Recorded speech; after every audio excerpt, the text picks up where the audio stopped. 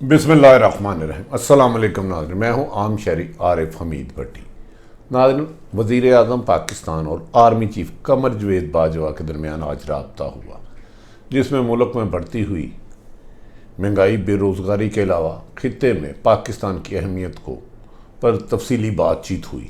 इस सिलसिले में वज़ीर आज़म और पाकिस्तान इमरान खान और कमर जवेद बाजवा आर्मी चीफ ने कहा कि पाकिस्तान आने वाले दिनों में चीन से मज़ीद ताल्लुकात बेहतर करेगा और सी पैक में ताख़ीरी की वजूहात जानने के लिए एक कमेटी बनाई जाएगी, जो इस सिलसिले में जल्द चीनी सफ़ीर और चीनी हुकाम से मुलाकात करेंगे।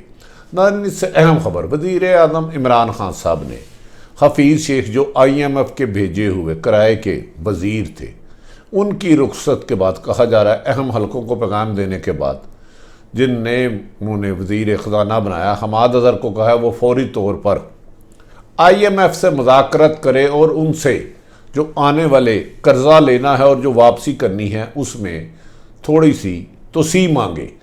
और इसी सिलसिले में उन्हें हदायत की है कि फौरी तौर पर महंगाई में कमी करने के लिए इक़दाम किए जाए। इसी सिलसिले में आज वज़ीर आज़म ने एक बड़ा फ़ैसला करता हुए 1 अप्रैल 2021 को पेट्रोल में की कीमतें कम करने का फ़ैसला किया, जिसका ऐलान आइंदा किसी भी 24 घंटे में किया जा सकता है। दूसरी तरफ PDM भी कहते हैं दुल्हन वो जो पिया मन भाए, आजकल पीपल्स पार्टी पिया को मन भा रही है और वो नून लीग पर नफरत के तीर चला रही है।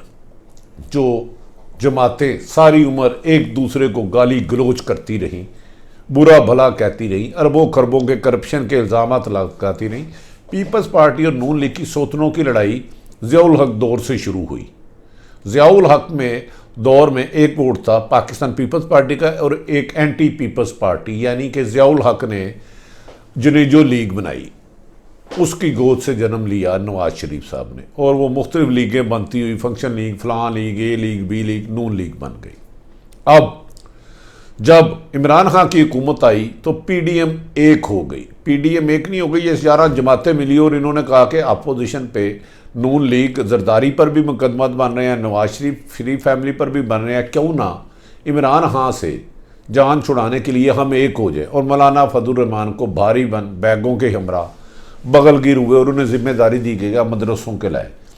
ये PDM वक्तन वक्तन हुकूमत के ख़ात्मे का ऐलान करती रही, लेकिन हुकूमत का ख़ात्मा तो नहीं हुआ, PDM का ख़ात्मा आहिस्ता आहिस्ता होता रहा। भागना शुरू हुई इमरान खान से रिज़ाइन देने के लिए। रास्ते में पहुँचते पहुँचते 11 जमातें मुख्तलिफ रास्तों पर चले गई और अपनी मंजिल खो दी। आसफ अली जरदारी को मंजिल मिल गई और इस ताकतवर हलकों ने उन्हें गारंटी दे दी कि आपके खिलाफ मज़ीद कार्रवाई नहीं होगी, जिसके बाद उनके पास अरबों खरबों के मुकदमात की ज़मानतें होना शुरू हो गई और मज़ीद पीपल्स पार्टियाँ गिरफ्तारी रुक गई। लेकिन इस दौरान मौलाना फजलुर रहमान के हाथ कुछ ना आया। वो दोनों से नाराज़ हुए कि आपने पिछले साल भी मुझसे लॉन्ग मार्च कराया और मुझे तनहा छोड़ दिया, और मुझे ना नज़र आने वालों ने लारा लगाया कि मार्च आया, मार्च के बाद अप्रैल आ गई, लेकिन मेरे हाथ कुछ नहीं आया। फिर दोबारा PDM बनी, जल्द से जुलूसों का सिलसिला शुरू हुआ, बुलंद व बाले दावे किए गए, लेकिन हर दावा ज़मीन बोझ हो गया, क्योंकि ये इत्तेहाद PDM का ना ही महंगाई के ख़िलाफ़ था, ना बेरोज़गारी के ख़िलाफ़ था, ना नाकानूनीत के ख़िलाफ़ था। दो बड़ी जमातें बिमा तीसरी मौलाना फजलुर रहमान करप्शन के इल्ज़ाम से बचने के लिए था, लेकिन इमरान खान ने इनके आगे सर नहीं झुकाया और इनके खिलाफ एहतसाब के अमल को जारी रखा, जिस पर PDM की नफ़रतें बढ़ती गई और बिलाखिर जरदारी प्यारा हो गया किसी को। लेकिन उसके बाद मरियम और जरदारी एक दूसरे के खिलाफ हो गए। इस दौरान बिलावल भुट्टो और मरियम नवाज़ की दर्जनों मुलाकातें हुई, लेकिन मुलाकातों को एंड ये हुआ, हम बेवफा तो हरगिज़ ना थे पर हम वफा कर ना सके। पीपल्स पार्टी और नून लीग अलग हो गई और मरियम ने गुस्से में आकर पीपल्स पार्टी को कह दिया कि दूसरा सिलेक्टेड है, सिलेक्टर ने इन्हें सिलेक्टर कर दिया है। मरियम नवाज़ ने यह भी कहा कि एक छोटे से ओहदे के लिए इन्होंने जमहूरियत का कत्ल किया है।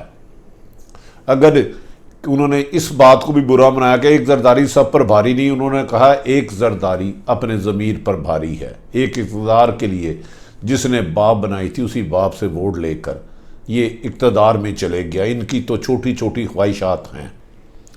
मरियम ने इस मौके पर पीपल्स पार्टी पर और उनकी शाहिद हकान अब्बासी ने कहा ये छोटे लोग हैं, इनकी ज़बान नहीं है। इसी तरह नून लीग खूब बरसती रही पीपल्स पार्टी पर, और पीपल्स पार्टी भी खामोश ना रही। उन्होंने कहा कि चुप चुप के मुलाकातें करने वालों के बारे में जब हमने हक़ाइक़ से दिए तो ये मुँह छुपाते फिरेंगे।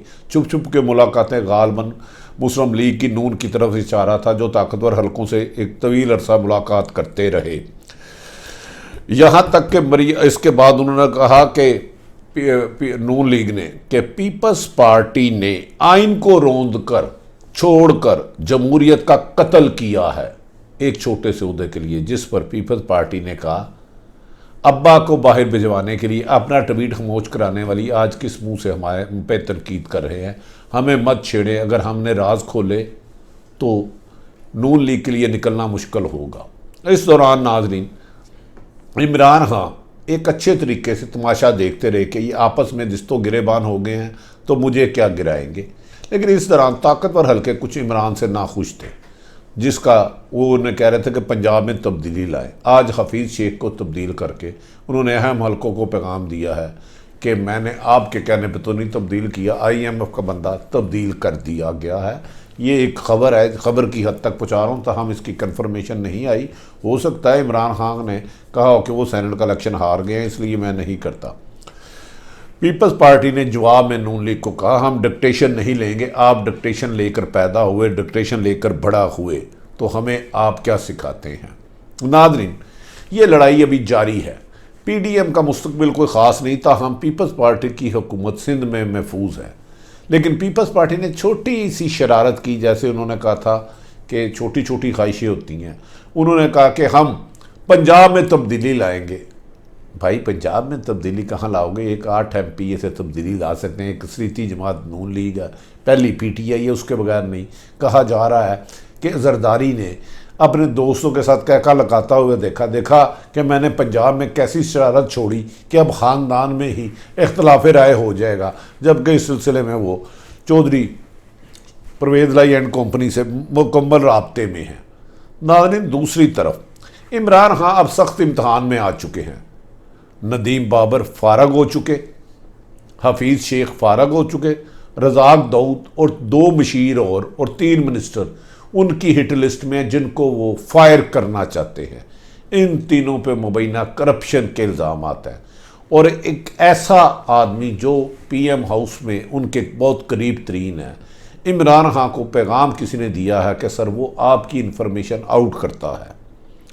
वो अपने आप को आइनी माहिर समझता है, लेकिन आइनी माहिर है नहीं। उस पर कहा जाता है इमरान खान ने अपने मतहत एक एजेंसी जो वफाकी अदारा है उसको इंक्वायरी का हुक्म दिया है। अब इमरान खान आने वाले दिनों में FIA और FBR को गर्म करेगा कि वो जिन जिन पर करप्शन के मुबैना इल्ज़ाम आता है, ना सिर्फ उनके खिलाफ तहकीकात करें बल्कि मुकदमा दर्ज करके उनसे पैसा बरामद किया जाए। ना दूसरी तरफ जैसे ही ये खबर आई कि चीन ने यह बयान दिया है कि हमने ईरान में इन्वेस्टमेंट कर ली, और ईरान वो मुल्क नहीं जो एक कॉल पे अपने फैसले तब्दील कर दे। हसास अदारे, अहम अदारे और prime minister of Pakistan Imran Khan की मुलाकात हुई, जिसमें यह तय किया गया कि आने वाले दिनों में चीन के साथ मज़ीद तफसीलात बात की जाएगी और CPEC के मनसूबे को तेज़ करने के लिए तमाम वसाइल बोरेकार लाए जाएंगे। इस सिलसिले में आर्मी चीफ ने आज मुख्तलिफ सफ़ीरों से मुलाकात की। आर्मी चीफ की इस मुलाकात को इसलिए अहम किया जाता है कि बाज़ लोग ये कह रहे हैं कि मकबूजा कश्मीर को हल करने का वक्त आ चुका है। प्राइम मिनिस्टर ने नरेंद्र मोदी के जवाब में जो खत दिया, उन्होंने कहा कि हम तमाम दोस्त ममालिक से, करीबी ममालिक से और दुनिया के हर मुल्क के साथ दोस्ताना तल्लुक़ात चाहते हैं, लेकिन वादी कश्मीर के मसले को हल करना होगा।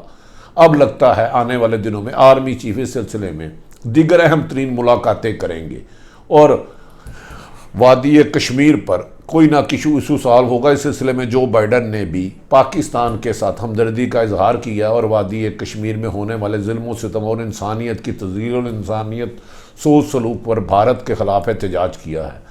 दूसरी तरफ सऊदी अरब ने पाकिस्तान के साथ अब अपने राब्ते बढ़ा दिए हैं और कहा जा रहा है कि आने देने वाले दिनों में UAE और सऊदीया के वज़ीर ख़ारजा पाकिस्तान का दौरा करेंगे। इस सिलसिले में वो वज़ीर आज़म पाकिस्तान और इस्टेब्लिशमेंट से मुलाकात करके मादी में गलत फहमियाँ जो पैदा हुई थी उनको ना सिर्फ दूर करेंगे, उनका अजाना करने के लिए पाकिस्तान के लिए बहुत बड़ी इन्वेस्टमेंट ऑयल रिफाइनरी और दीगर मामला एनर्जी सेक्टर में इन्वेस्टमेंट का ऐलान करेंगे, जिससे पाकिस्तान में रोज़गार में इजाफा होगा। नाज़रीन, इस सिलसिले में ये कहा जा रहा है कि अगर शहबाज शरीफ बाहर आते हैं और उन्हें ज़मानत मिल जाती है, जो कि हमदा मिल चुकी है, कहा जा रहा है कि मरीम नवाज़ के बैकडोर राब्ते शुरू हो चुके हैं। उनके इस राब्तों में गिरफ्तार जो इस वक्त नैब की हिरासत में ख्वाजा आसफ ने ब्रिज का रोल अदा किया है, और कहा जा रहा है अहम तरीन शख्सियत के मिलने वालों से उन्होंने मुलाकात करके कहा कि 3.25 साल इस मुल्क में आपने लड़ाई में गुजार दिए, ना इकानमी बेहतर हुई, ना सियासी इस्तेकाम आया, और पाकिस्तान की मुखालफ कुव्वतें पाकिस्तान को ज़ेर करना चाहती हैं। लिहाजा आइंदा कहते हैं लड़ाई माफ़ करो, कार साफ करो। अब ये मैसेज दोनों को दिया जा रहा है। देखना यह है कि इमरान खान और मरीम नवाज़ आपस में एक दूसरे पर गाली गलोच होने की बजाय क्या मफाहमत का रास्ता बनाते हैं। इस सिलसिले में नवाज शरीफ का किरदार अहम होगा। अगर आज शहबाज शरीफ बाहर आते हैं तो वो अपने भाई से बात करके मरीम नवाज़ की ज़बानबंदी की रिक्वेस्ट करेंगे। अगर मरीम नवाज़ ने इस्टेब्लिशमेंट और अदारों के ख़िलाफ़ तनकीद और गोलाबारी बंद कर दी तो कोई दरमियाना रास्ते का उम्मीद है, वरना इमरान खान अभी तक बाज़िद है इस बात में। आज 30 मार्च इस वक्त तक किसी भी कीमत पे वो किसी को NRO नहीं देंगे। हुकूमत कल जाती है आज जाए।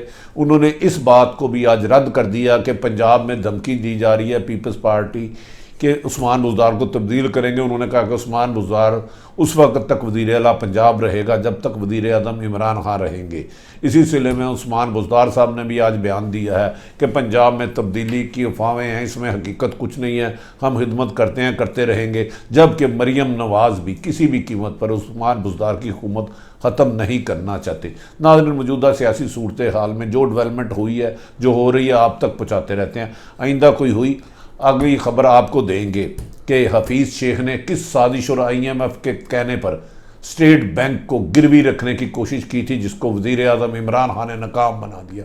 अगर वो कामयाब हो जाते तो पाकिस्तान की इकॉनमी पाकिस्तान के हाथ में नहीं, बल्कि हम एक कठपुतली हमारे हुक्मरान रहने थे और हमारी इकॉनमी को IMF ने अपने कंप्यूटर और कैलकुलेटर से चलाना था। अगर नाजरीन अपने इर्द गिर्द रहने वालों की खुशियों का ख्याल रखें, किसी की तकलीफ का बायस ना बने। पाकिस्तान जिंदाबाद।